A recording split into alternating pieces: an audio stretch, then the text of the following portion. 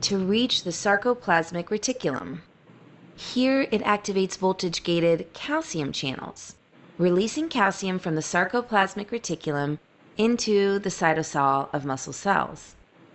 Calcium then sets off muscle contraction by the sliding filament mechanism. This mechanism is described in another video. Another important component of the neuromuscular junction is the enzyme acetylcholinesterase. This enzyme removes all acetylcholine molecules that do not immediately bind with the receptor and those that are done activating a receptor. The enzyme action essentially terminates synaptic activation, giving the muscle time to relax and thus preventing continuous contraction that would result in muscle spasms.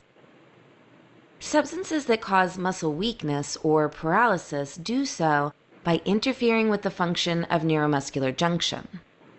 Botulinum toxin prevents acetylcholine release from the presynaptic side of the junction.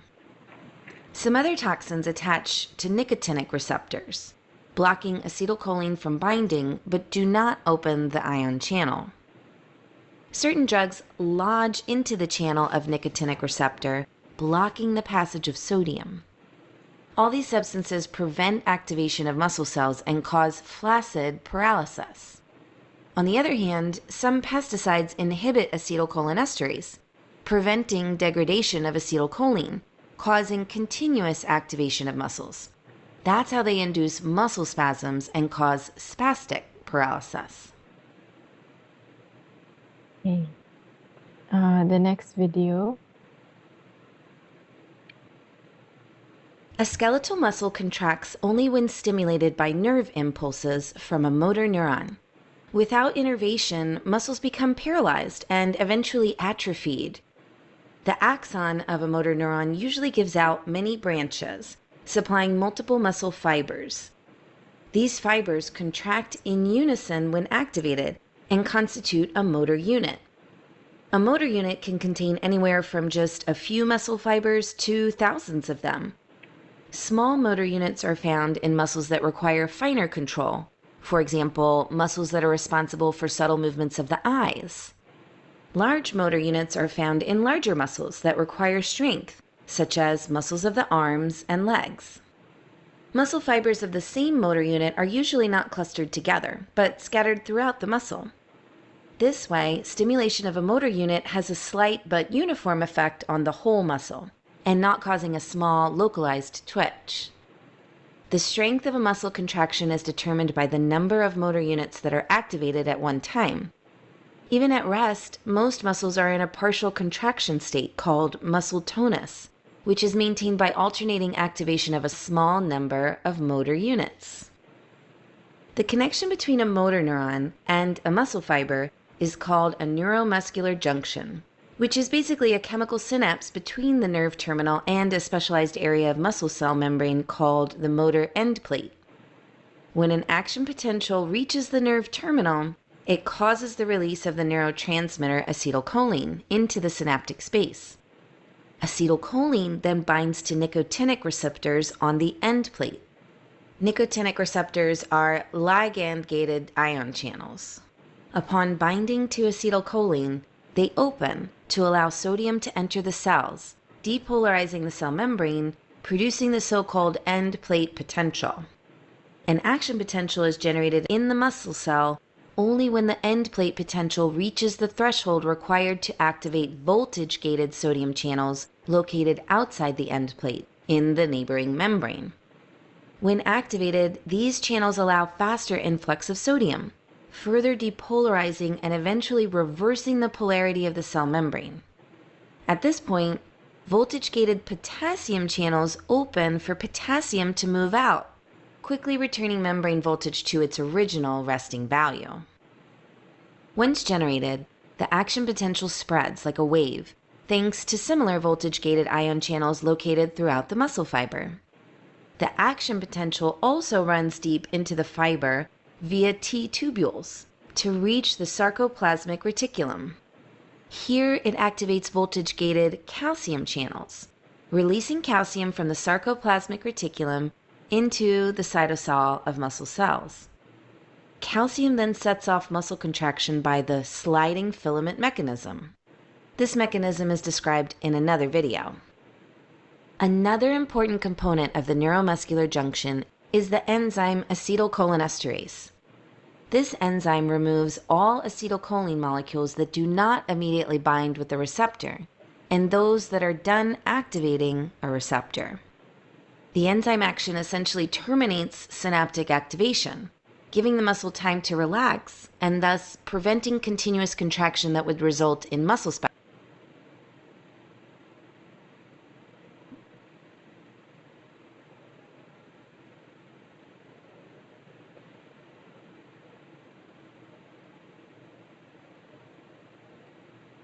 Muscle contraction is at the basis of all skeletal movements. Skeletal muscles are composed of muscle fibers which in turn are made of repetitive functional units called sarcomeres. Each sarcomere contains many parallel overlapping thin, actin, and thick myosin filaments. The muscle contracts when these filaments slide past each other, resulting in a shortening of the sarcomere and thus the muscle. This is known as the sliding filament theory. Cross-bridge cycling forms the molecular basis for this sliding movement. Muscle contraction is initiated when muscle fibers are stimulated by a nerve impulse and calcium ions are released. The troponin units on the actin myofilaments are bound by calcium ions. The binding displaces tropomyosin along the myofilaments, which in turn exposes the myosin binding sites.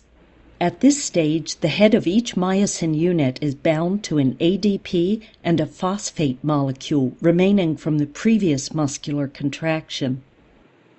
The myosin heads release these phosphates and bind to the actin myofilaments via the newly exposed myosin binding sites.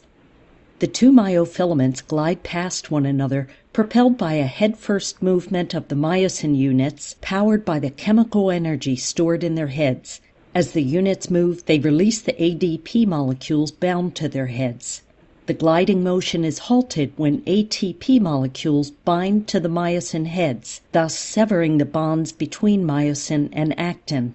The ATP molecules are now decomposed into ADP and phosphate, with the energy released by this reaction stored in the myosin heads, ready to be used in the next cycle of movement.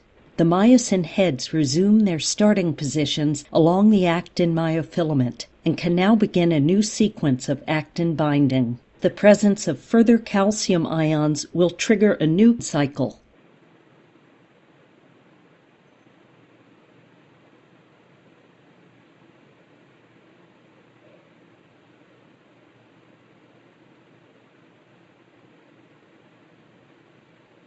Okay, so I hope that video was able to refresh you, with your neuromuscular junction and the process of contraction.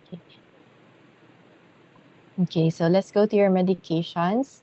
So as we've seen in the video, your skeletal muscle contraction is initiated with your nicotinic cholinergic transmission process. So nicotinic cholinergic, okay?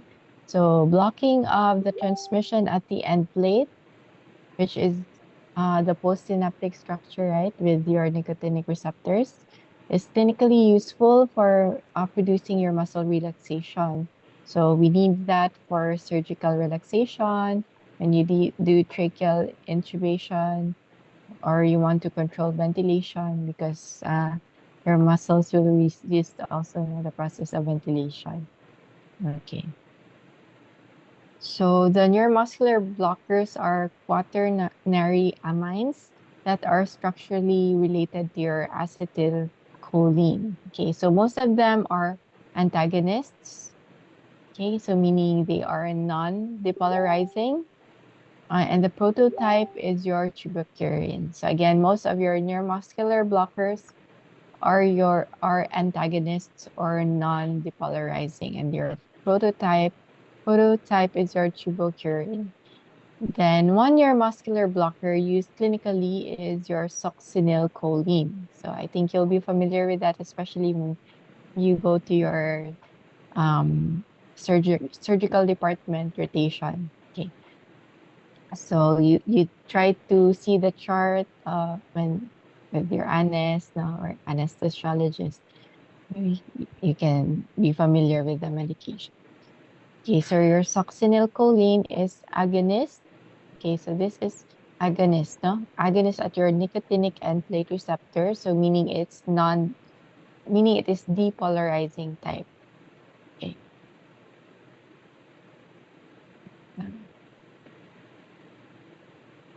Okay. So this is a schematic diagram of the interaction of your drugs with your acetylcholine at the end plate channel. So you can see your acetylcholine.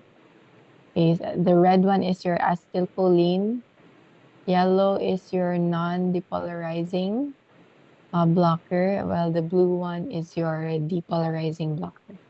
So again, what is the example prototype for your non-depolarizing blocker?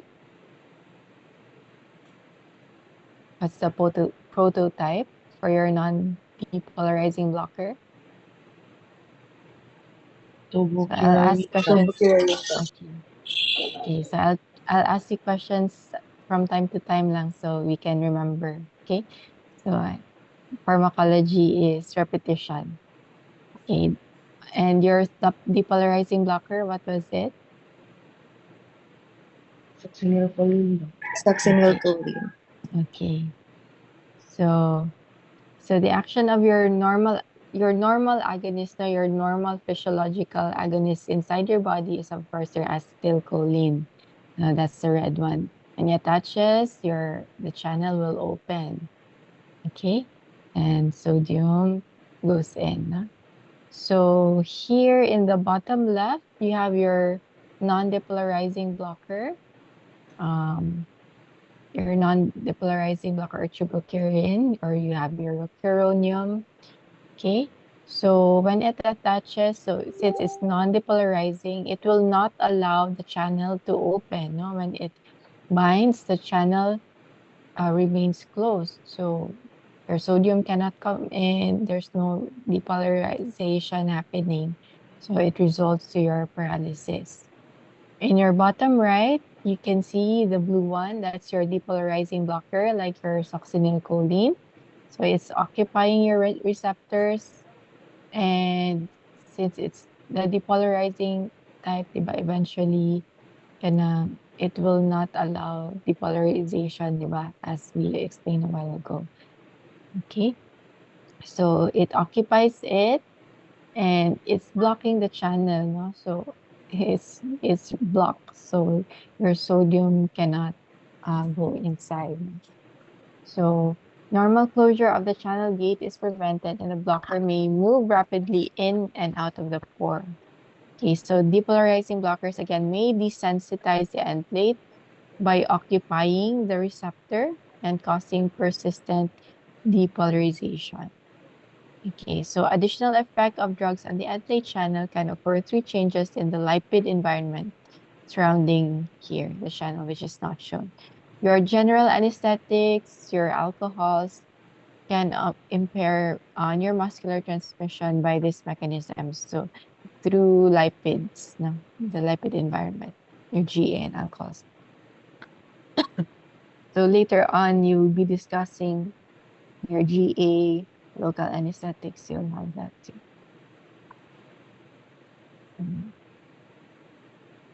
Excuse me, I need to get water.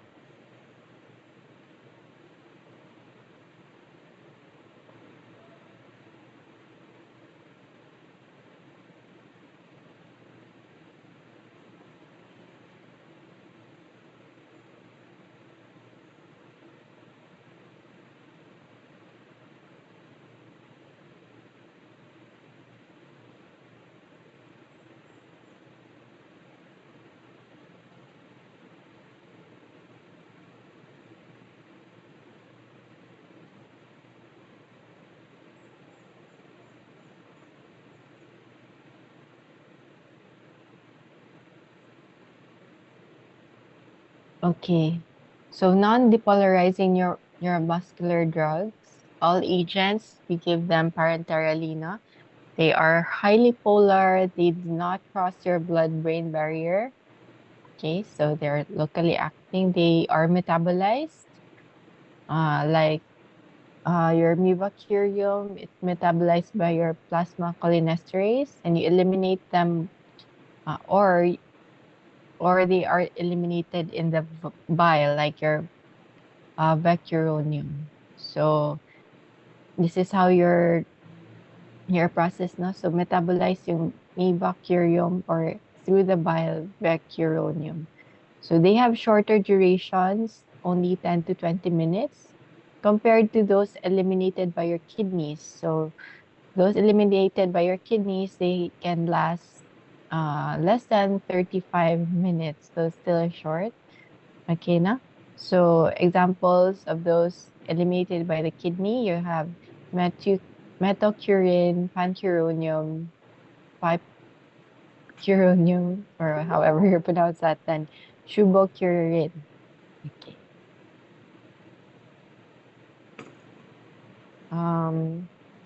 So in addition to your metabolism by the liver, your atrocurium clearance involves rapid spontaneous breakdown to form your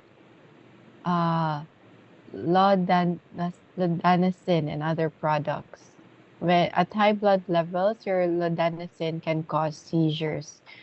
So that's your atrocurium. So what you have to watch out with your atrocurium,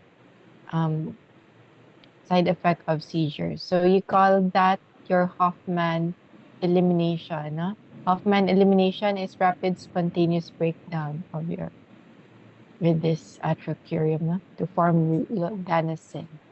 Then you have your cisatracurium. So these are weird names. Okay. So it's a stereoisomer of your atrocurium. It's also inactivated spontaneously, but it forms less lodanicin. It's currently one of the most commonly used muscle relaxants in practice. So it's a bit better, no, your cisatracurium than your atracurium.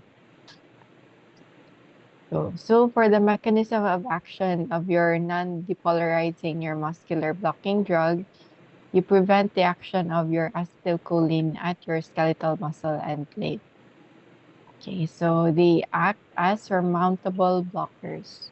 So meaning if it's surmountable, you can overcome the blockade by increasing the amount of your agonist or acetylcholine at your synaptic cleft. Okay, so they behave as though they compete with acetylcholine at the receptor. So you can reverse their action by your cholinesterase inhibitors. So because when you give your cholinesterase inhibitors, you prevent the breakdown of your acetylcholine, right? So acetylcholine becomes more many. You can surmount or overcome now the blockade of your medication. Okay. For larger muscles like your abdominal muscles or diaphragm, they are more resistant to your neuromuscular blockade. So that's an advantage, right? Because you don't want to affect the respiration of your patient. But they recover more rapidly also than smaller muscles like your face, your hand. Okay, so of the available non-depolarizing drugs, your rocuronium has the most rapid onset time, which is only 1 to 2 minutes. May onset na siya. Rocuronium. Let's go to your depolarizing agents.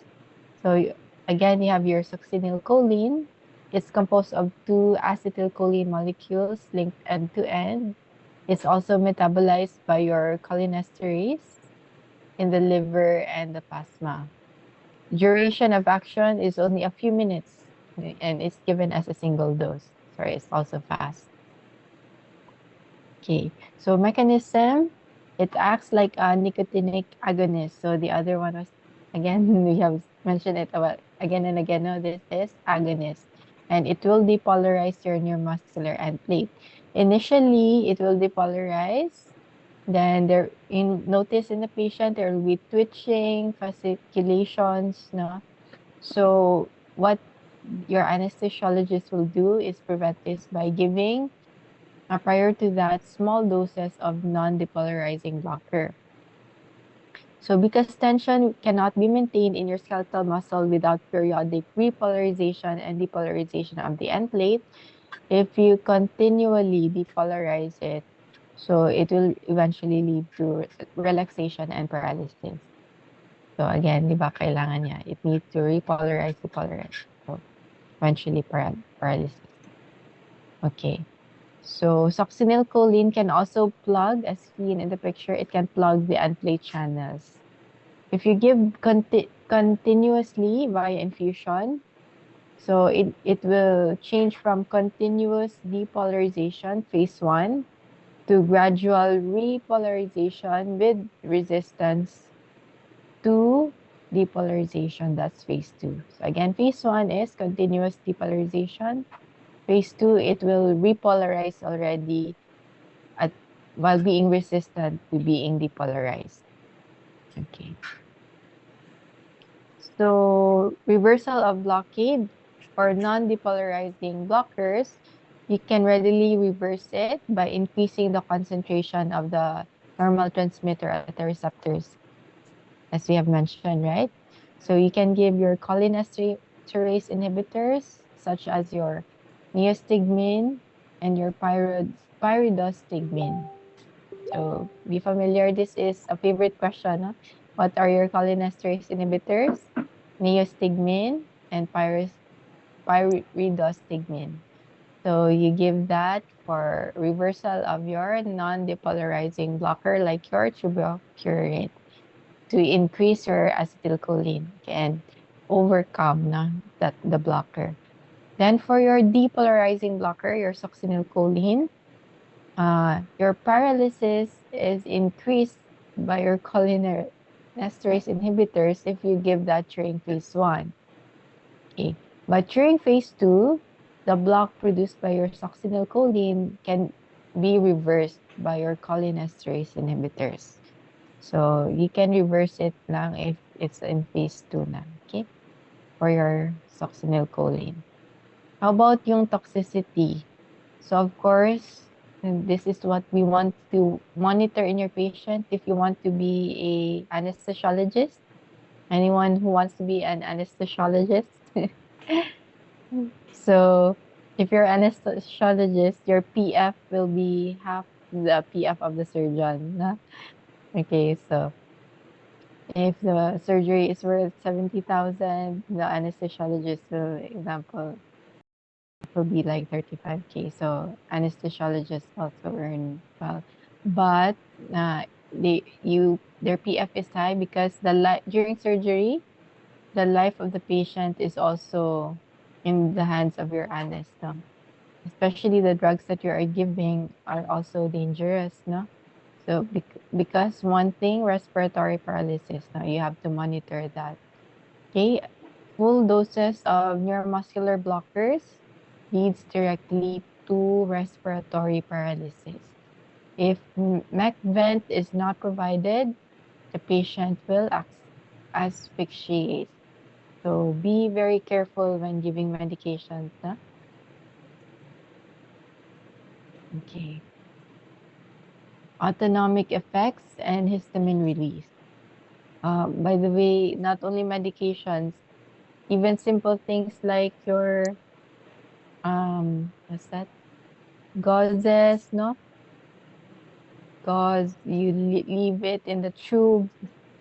You can no, so there was one surgery. There was one surgery that I know about, but personally know about, but of course we cannot mention more details, no, for protection. During surgery, the patient suddenly, the respiration became bad, no? And gitabang ang patient.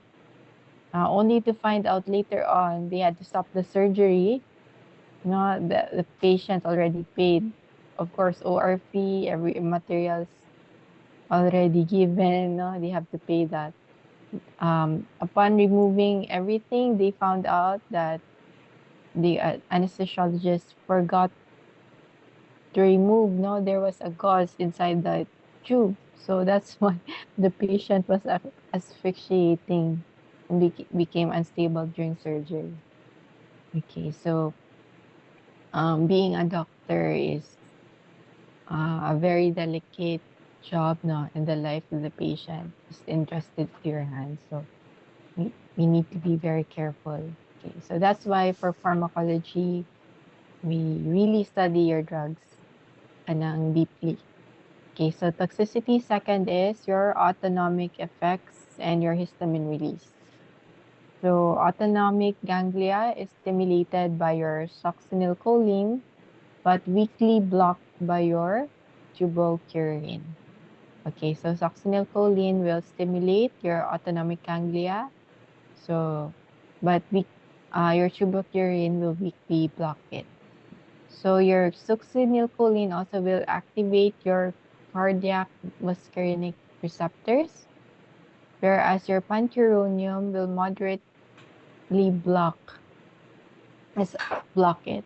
Okay, so that will cause your tachycardia. So it's opposite, no? Succinylcholine activates cardiac muscarinic receptors, but panturonium will block it, so resulting to tachycardia.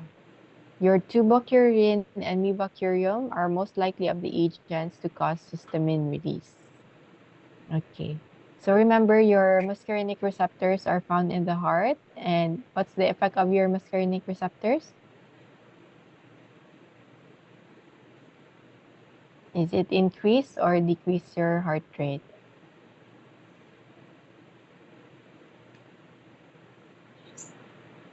Muscarinic receptors, that's your physiology.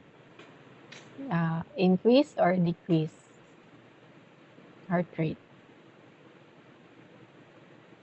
So, anyone? Decrease, Doc. Okay, very good. So decrease. So meaning if your succinylcholine will activate your muscarinic receptors, what will happen to your heart rate? Decrease, Doc. Decrease. So what you watch out is your bradykinin, na? The blocking agent, your panturonium, is activate, so are blocking it, so it will cause tachycardia. Okay, so the adverse reactions following when you give your neuromuscular blocking agents is actually mainly cardiovascular. Because remember, for your respiratory paralysis, what do you remember? Your large muscles, your diaphragm, abdominal muscles are somewhat resistant, di ba? So what you can see more earlier is and more commonly is your cardiovascular. Okay. So due to lack of specificity for your nicotinic receptor at your neuromuscular junction, the agents can interact with receptors in your autonomic ganglia and your muscarinic receptors in the heart. Okay, so that's why you see your cardiovascular effects. Okay. So panturonium blocks also cardiovascular receptors. You have tachycardia, as you mentioned. You have atracurium, metocurine, and your tuberculin that have histamine releasing properties. So when you release histamine, what you will watch out is you will see in the patient is the flushing, and you can have hypotension and your tachycardia. So again, for those releasing histamine with your tuberculin and mivacurium, you watch out for flushing, hypotension, you monitor the BP, and tachycardia. Okay. But your vecuronium, it has no effect in your cardiovascular system. So the effect of your succinylcholine on the heart rate will differ between children. Bradycardia between children and adults. Okay, so in children, your succinylcholine can cause bradycardia, but in adults, from bradycardia, your tachycardia can follow. So it's different in adults and children. However, bradycardia can occur in adults following a single dose. So your succinylcholine will increase plasma potassium, especially in patients with nerve damage. So one thing you have to watch with succinylcholine is also arrhythmia because of the plasma potassium. Especially kanang example, on nerve damage, example after trauma, if there's nerves involved na, so you also monitor your arrhythmia. Okay. So let's review if you can remember. What's the cardiovascular effect of your succinylcholine in children? Succinylcholine in children. Bradycardia, Doc. Okay, Brady, bradycardia. Okay. In adults? Brady doc, but then eventually Taki can follow. Okay. What other thing you have to watch out? What cardiovascular effect of succinylcholine you have to watch out, especially if patients have nerve damage or trauma patients? Arrhythmia, Doc. Okay, arrhythmia. Okay. Okay, so that's what you monitor with your patients receiving these medications. So respiratory, then cardiovascular, either brady, then tachy, or arrhythmia. Then other effects of your special effects of succinylcholine. So this is more specific na succinyl ha. You can have muscle pain. This is common post-operatively because muscle damage can occur. Okay. So this happens because remember, initially your succinylcholine can trigger spasms and fasciculation, di ba? Then that can result to muscle fiber damage. And with muscle fiber damage, there can be hyperkalemia and then your muscle pains. Okay. So this happens especially if they receive large doses of your succinylcholine. So the pulse of myalgia will vary as high as 90%, some from 50 to 90%. No? So the pain that the patient will experience is like the muscle soreness after kanang grabe na intense physical activity. So that's the kind of pain they will feel. It's like post vigorous exercise. Okay. Hyperkalemia, especially in patients with burn, spinal cord injury, peripheral nerve dysfunction, muscular dystrophy. So watch out for hyperkalemia. Increase in intragastric pressure because of the fasciculations.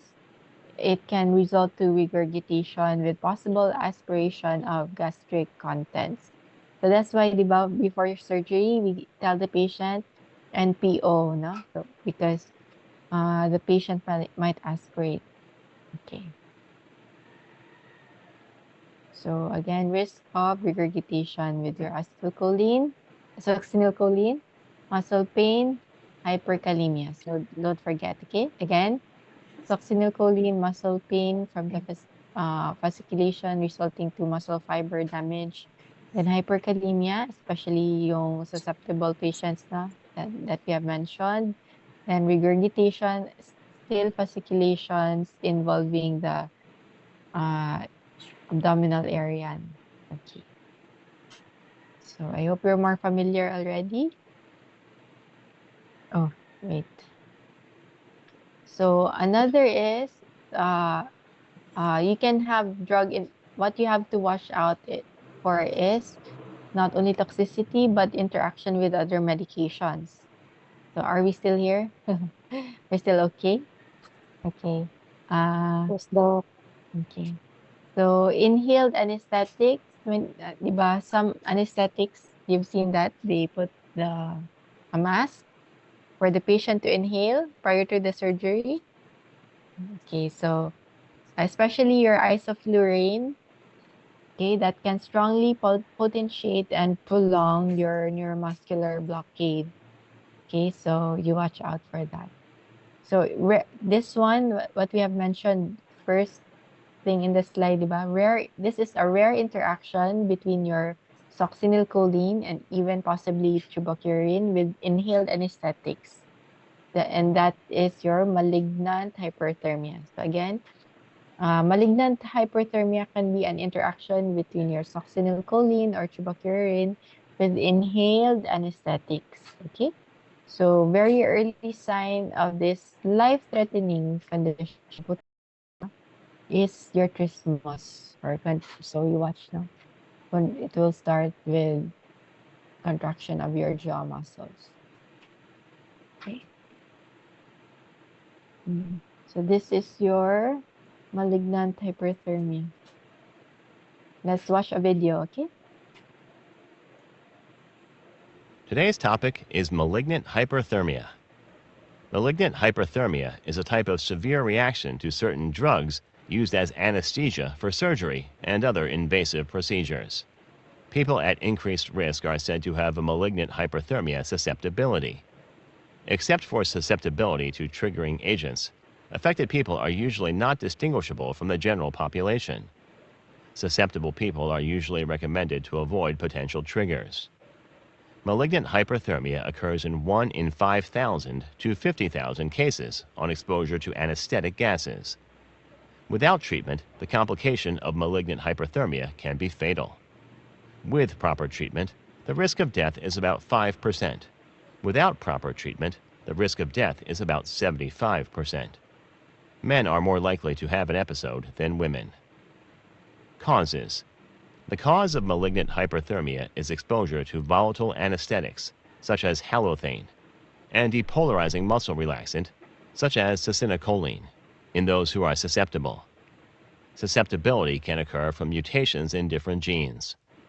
Researchers have identified at least 6 forms of malignant hyperthermia susceptibility, caused by different gene mutations. The most common is a mutation in the RYRI gene, which is responsible for a form of the condition known as MHS1. Others include mutations in the CACNA1S gene, which is responsible for a form of the condition known as MHS5, and the CACNAD21 gene, which has been linked to a form of the condition known as MHS3. Susceptibility is usually inherited in an autosomal dominant manner, which means only one copy of the mutant gene is necessary for an individual to inherit the disorder. There are numerous reports of susceptible people who have developed symptoms in association with the biological stress of physical exercise and/or heat exposure. The disorder may also occur with some inherited muscle diseases, such as central core disease. Before you have surgery, it is very important to inform your doctor if you are aware of any malignant hyperthermia susceptibility in your family. Symptoms: a very high temperature, muscle rigidity, rhabdomyolysis, the breakdown of muscle fibers, a rapid heart rate and abnormally rapid breathing, acidosis, an increased acid level in the blood and other tissues, increased carbon dioxide production. These symptoms can develop any time during the administration of the anesthetic triggering agents. Diagnosis and treatment. Diagnosis is suspected by the appearance of typical symptoms a few minutes or several hours following administration of anesthesia. Earliest symptoms may include muscle rigidity, unexplained fast heart rate, and abnormally elevated carbon dioxide in the blood. Those with a personal history of a severe adverse effect to general anesthesia, or with a close relative who has suffered an episode of the disorder, are usually recommended for testing. The standard procedure is the caffeine halothane contracture, or CHCT. This test measures the response of a muscle tissue sample to caffeine and halothane, and can be done only at certain referral centers. Genetic testing may also be performed to determine susceptibility. Treatment.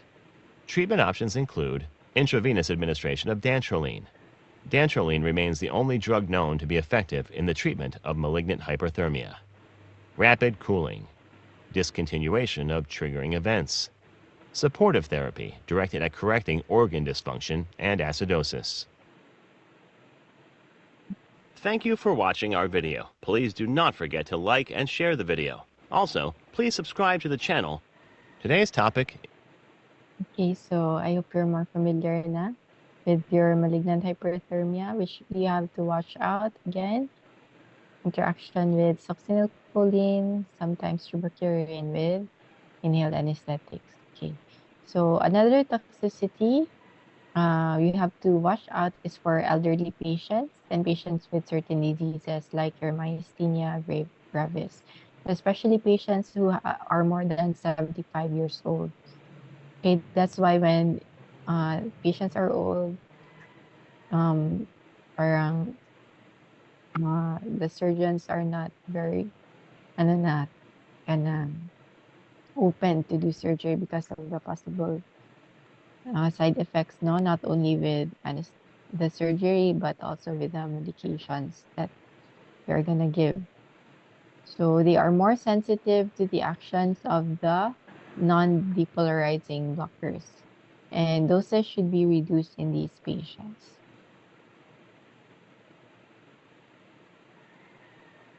Okay. So as a review, let us watch the video on your neuromuscular blocking agents.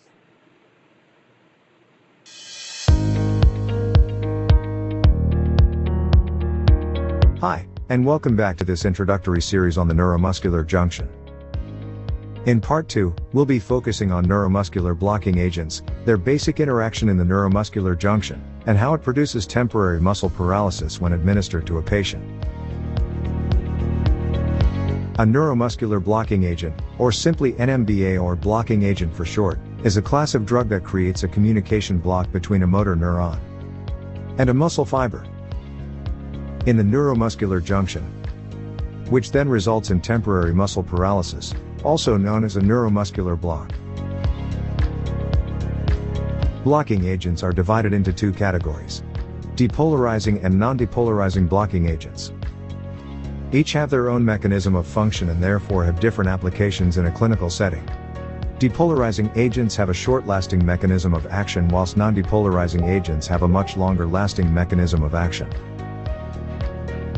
When taking a closer look, we can see they function as follows.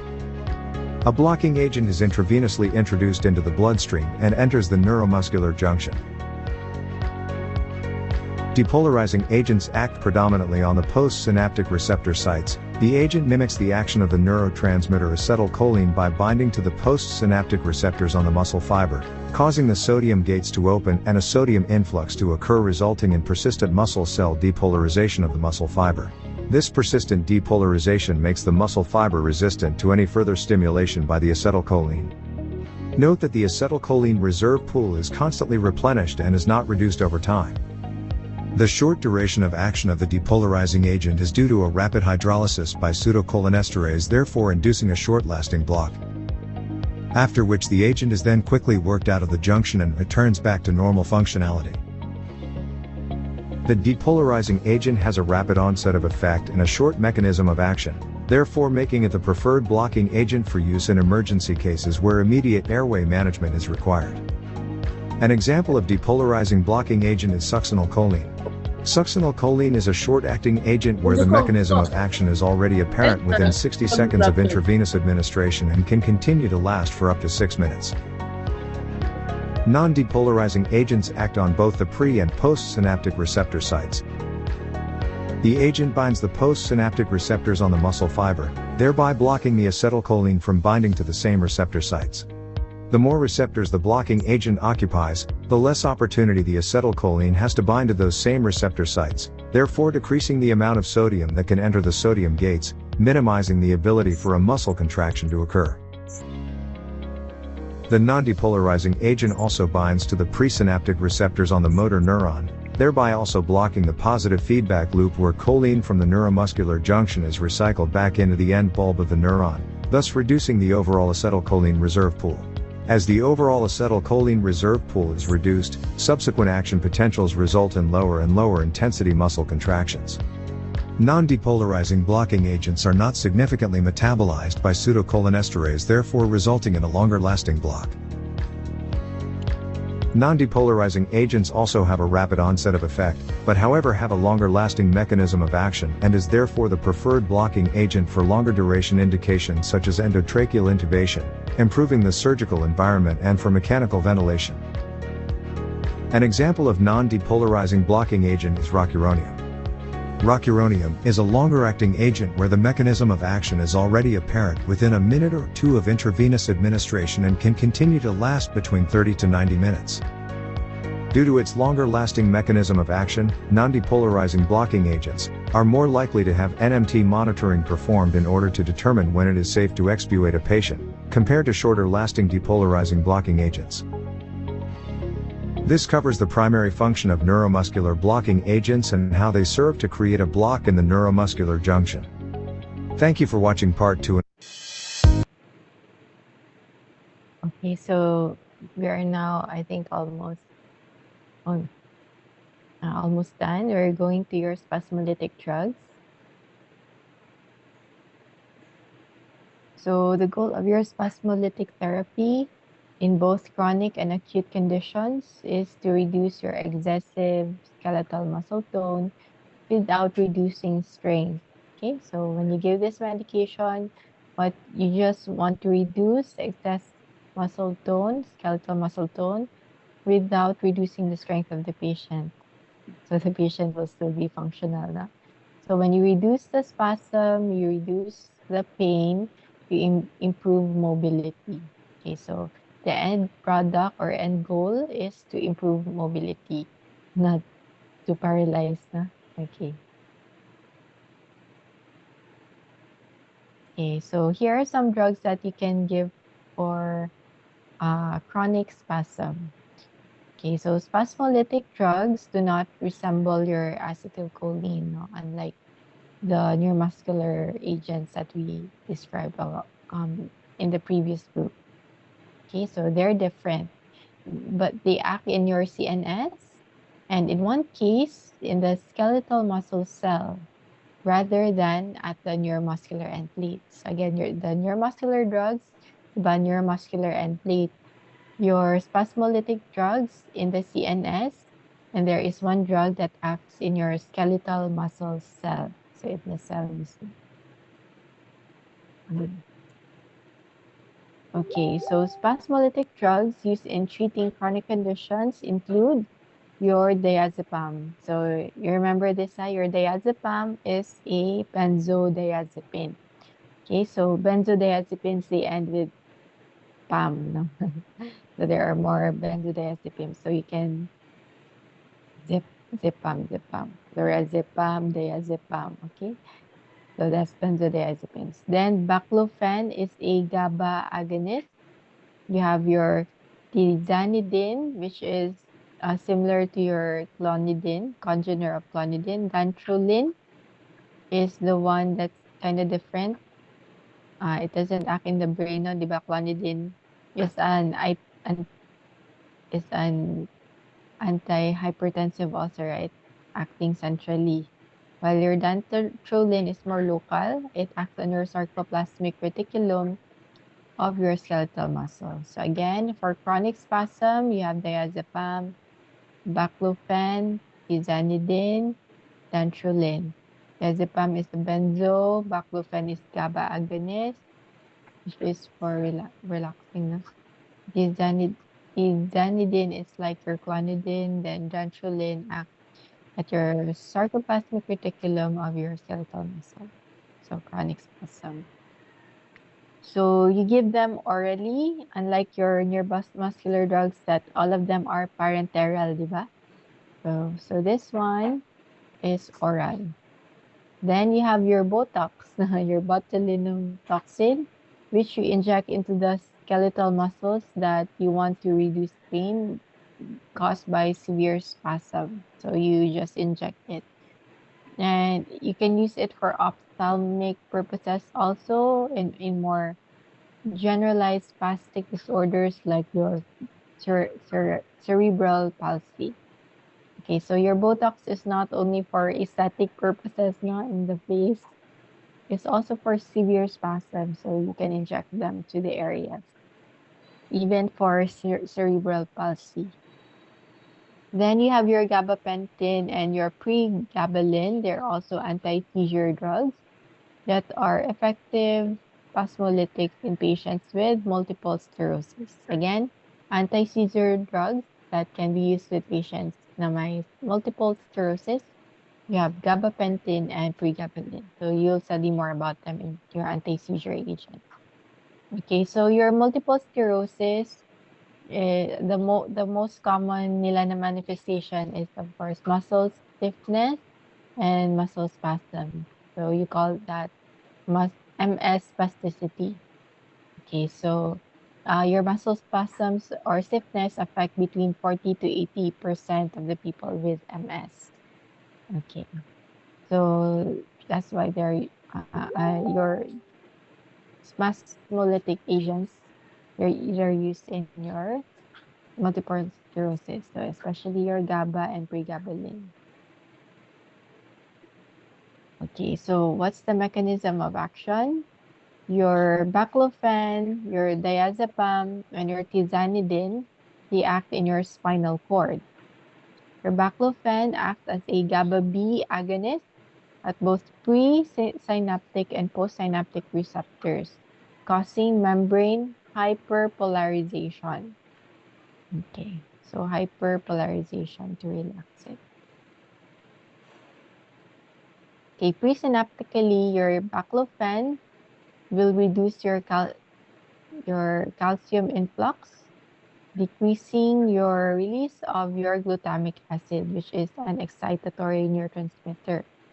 At your postsynaptic receptors, your baclofen will facilitate the inhibitory action of GABA. So again, your baclofen, which is a GABA agonist na. So at the presynaptic area, it will reduce the calcium influx. So it will decrease the release of your excitatory neurotransmitter glutamic acid. Postsynaptically, dito na yung, that's where it will facilitate your GABA, no, the inhibitory action of your GABA. How about your diazepam? So it's still GABA, but GABA A. Okay, so you remember your baclofen is GABA B agonist. Diazepam acts at your GABA A. Okay, so facilitates GABA mediated inhibitor by interaction with GABA A receptors. Okay, then you have your tizanidine. So it's an imidazolin related to your clonidine with significant A2 agonist activity. So it reinforces presynaptic inhibition in your spinal cord. So presynaptic inhibition through your A2 agonist activity. So all three drugs will reduce the tonic output of your primary spinal motor neurons. So let's go to your dantrolene, which is different from the three. So again, it will act in your skeletal muscle cell to reduce the release of your activator calcium. Okay, so it will reduce the release of the activator calcium from your sarcoplasmic reticulum by interacting with your RYR1 channel. So RYR1 channel is your ryanodine receptor. Okay, so that's where it will attach, which will prevent the release of your calcium from your SR. Okay, so what is the effect of that? There's minimal depression of your cardiac muscle and your smooth muscles. So that's how it will ease your spasm. So it's also effective in treating your malignant hyperthermia. So again, what are the drugs causing your malignant hyperthermia? What are the drugs that can cause your malignant hyperthermia?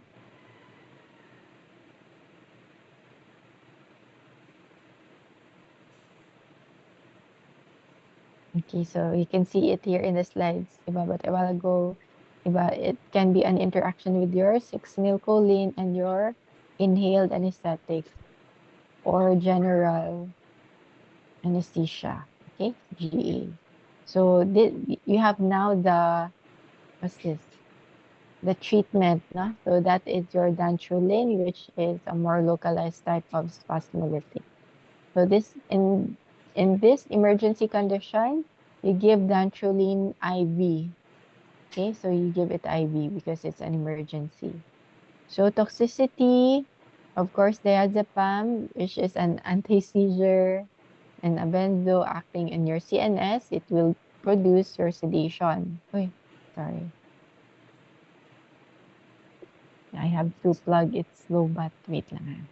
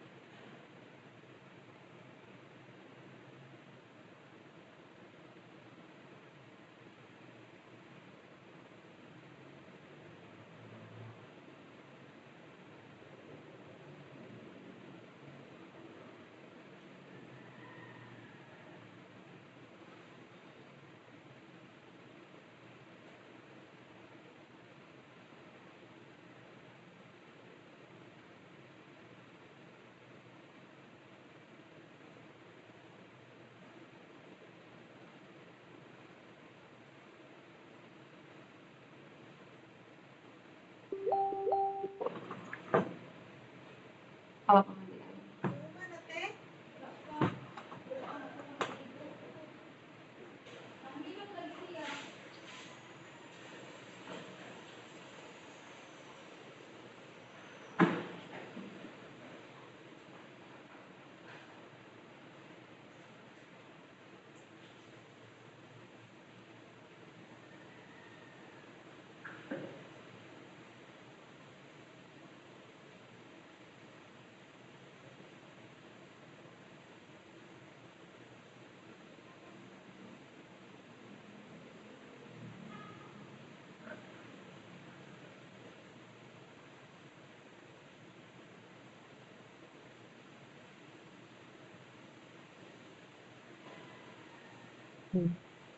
Sorry.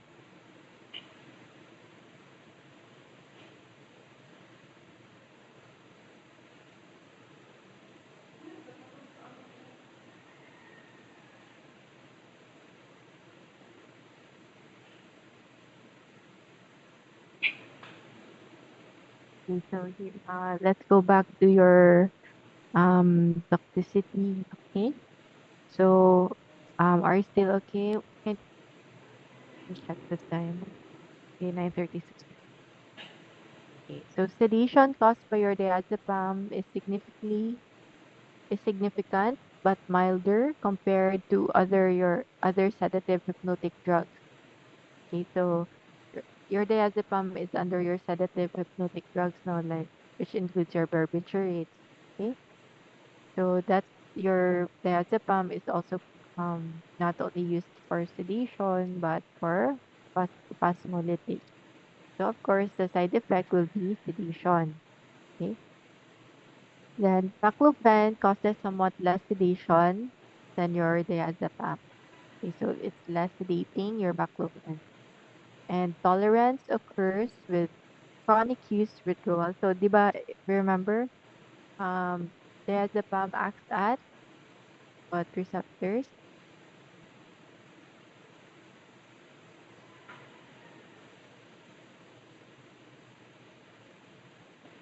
Remember. Yeah. GABA A receptor, GABA Doc. A, Doc. Okay. Your, GABA A, then your baclofen is GABA B. Okay. So for easier, so it's easier for you to remember. Baclofen starts with B, so it's GABA B. Okay. Baclofen B, GABA B. So yung diazepam will be GABA A. So that's easier for us to remember. Okay. So even though they're both GABA, no? So since they're both GABA, so they're both sedating, but your baclofen will be less compared to your diazepam. Okay.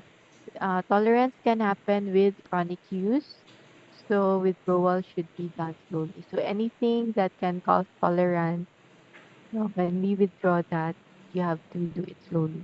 Mhm. So the side effects will not be severe in the patient. Then you have your tizanidine. What receptors can it for tizanidine?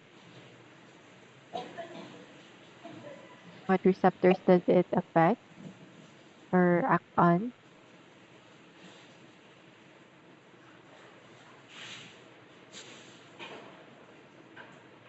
What receptors are we there for tizanidine? Alpha T, Doc. Adrenergic. Okay, so alpha 2. Okay, so side effects will be since alpha 2, asthenia, drowsy, also dry mouth, and your hypotension, which is what you will watch out for, hypotension. Remember, they belong to antihypertensives na yun. It's related to your antihypertensive, tirfanidine, so hypotension. Dantrolene cause significant muscle weakness, but less sedation than more or less yung sedation niya kaysa diazepam or baclofen. Okay. So now let's go to drugs working on acute muscle spasm. So as a review, what are the four agents for your chronic spasm? Let's read them. Chronic spasm, Diazepam, Doc. diazepam, Baclofen, ibuprofen. tizanidine, Baclofen, dantrolene. tizanidine, and dantrolene. Okay, very good. So now you're familiar na. Okay. So let's go to the acute. So there's many drugs that are promoted for the treatment of acute spasm. Acute spasm can result from muscle injury. Okay, so for acute spasm, you can give cyclobenzaprine, metaxolone, methocarbamol, or Phenergy. So these are not very familiar agents, no? So let's try to be more familiar with them. Okay, so cyclobenzaprine, metaxolone, methocarbamol, or Phenergy. So again, acute spasm from muscle injury. So most of these drugs are sedatives or act in the brainstem. Okay, sedatives act in the brainstem. Your cyclobenzaprine is a typical member of this group. It's believed to act in the brainstem. So again, cyclobenzaprine acts on the brainstem, possibly by interfering with polysynaptic reflexes that maintain your skeletal muscle tone. So it interferes with your uh, polysynaptic reflexes that maintain your skeletal muscle tone. So that's how it makes you relax.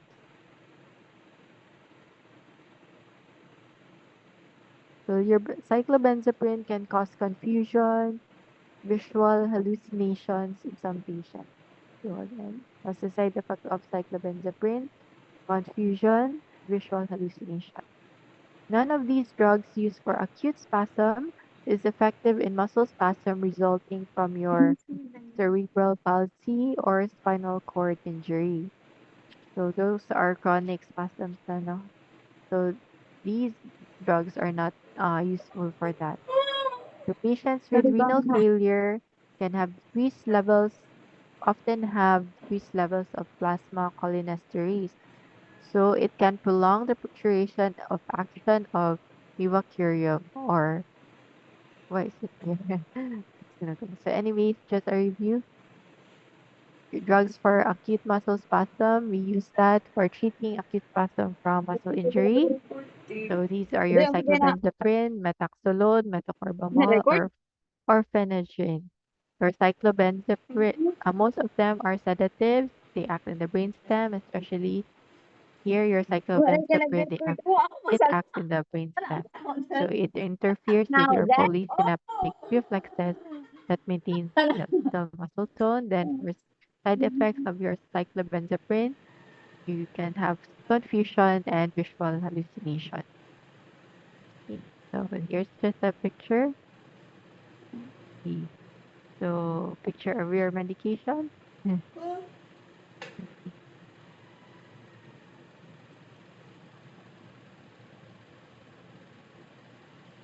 So here, your dantrolene, di ba?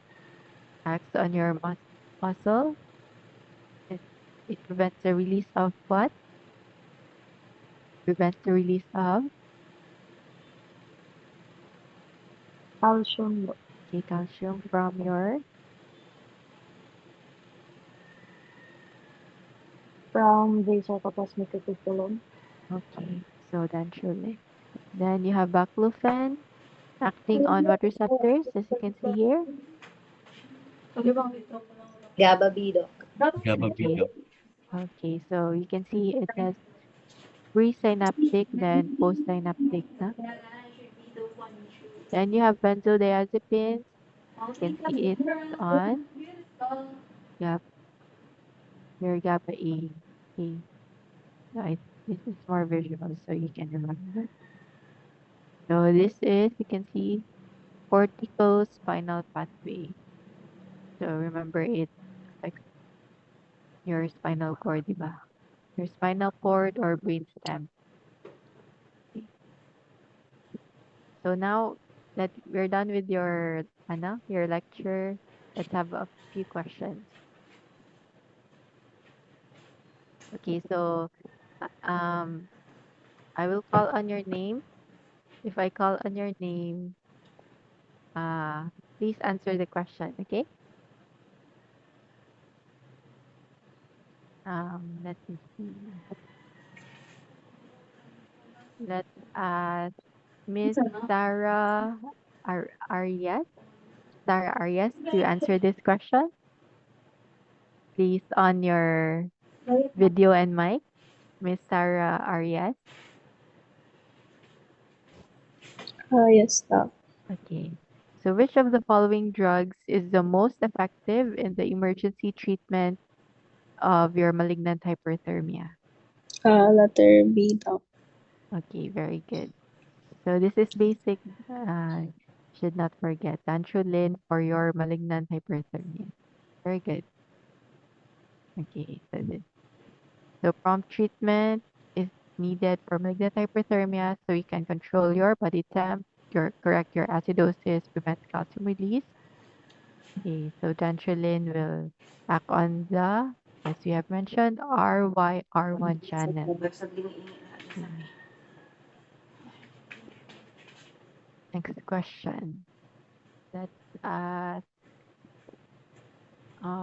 Kate Nicole Deliverio. Kate Nicole Kate Nicole Deliverio. Yes, Doc. Wait lang, Doc. Clinical use of Okay.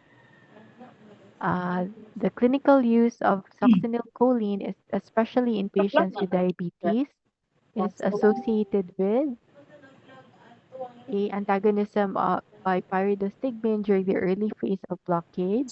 B. Aspiration of gastric contents. C. Decreased intragastric pressure. D. Histamine release in genetically determined population. E. Metabolism at the neuromuscular junction by acetylcholinesterase. B, Doc. Aspiration of gastric contents. Okay, very good. Okay, here's the answer. So if you remember, fasciculations caused by succinylcholine will increase intragastric pressure. Okay, so if you study diabetes in your third year, you will know that it's one of the complications of diabetes is delayed gastric emptying. Okay, so that's why if you give succinylcholine, the more there's risk now of your regurgitation. Okay, very good, Miss Kate, for being able to correlate. Okay, let's ask um Vincent J. Ironico. Vincent J. Ironico. Yes, Doc. Okay. Myalgias are a common post-op complaint of patients who receive large doses of succinylcholine, possibly the result of muscle fasciculations caused by depolarization. Which drug given in the OR can be used to prevent post-op pain caused by succinylcholine? Okay, this will be harder, but let's see if you can answer. What drug can you give in the OR to prevent post-op pain caused by succinylcholine? Maybe you can do elimination. Okay. So You can baclofen. answer by elimination. Hmm. Linadutine. Uh, let me try, Doc. You can eliminate what doesn't make sense and possibly you'll arrive at the answer. Hmm. Mhm. Wait. B. Okay, very good. Under? Okay. So, what's your baclofen gani, student? Baclofen is for? uh, not sure, Doc. Mga Uh, anyone can Dapat help. B. Okay. ChatGPT pa, Doc. Okay. Paka-answer kay So, ChatGPT so pa. this is not it, no? Di ba? We're wanting to eliminate post-op pain. So, this is for your spasmolytic man. It's not for post-op pain. Dantrolene, not it. No, lidocaine, of course, that's your anesthetic. Morphine, that's for pain. So, you can, by elimination, you know that it's pisatracurium. It's not so familiar. Okay, very good, Vincent. Doc, may I ask po why do we give non-depolarizing drug to prevent post-operative pain? Sorry. May I ask po why do we give non-depolarizing drug to prevent the post-operative pain? After operation, Doc, what does your succinylcholine do? Okay, so we'll read here na so we can explain that. So the depolarizing action of your succinylcholine at the skeletal muscle plays will be antagonized with small doses of non-depolarizing blockers. So to prevent your skeletal muscle fasciculations and the resulting post-op pain caused by succinylcholine, so you give a small non-paralyzing dose of a non-depolarizing drug. So that's to prevent your fasciculation. You give the non-depolarizing drug, okay, so to stop fasciculation. Because the fasciculation, di ba, will result to muscle fiber damage, resulting to your post-op pain. Okay. Was the question answered? Yes, we can. Okay. Sige, so this is all for your lecture today. So that was, I think, you had only as little drugs lang compared to the other chapters. I hope you're now well familiar with the neuromuscular agents and spasmolytic agents. Do you have any more concerns or questions before we end?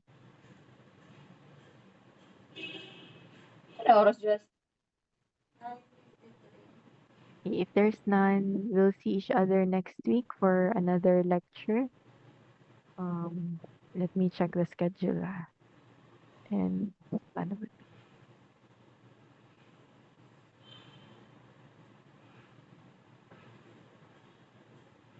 I don't know how to stop sharing. Wait, stop sharing. Maybe ask if it's okay. You ask permission if it's okay to ask for a copy of our lecture today. Sige. I'll just, who will I send it to? Maybe someone that can PM me so I can send it to you. Then you can just send it to your, oh yeah, I can send it in the chat group na lang with the one with the SGD representatives. Apo, Doc. Thank you, Doc.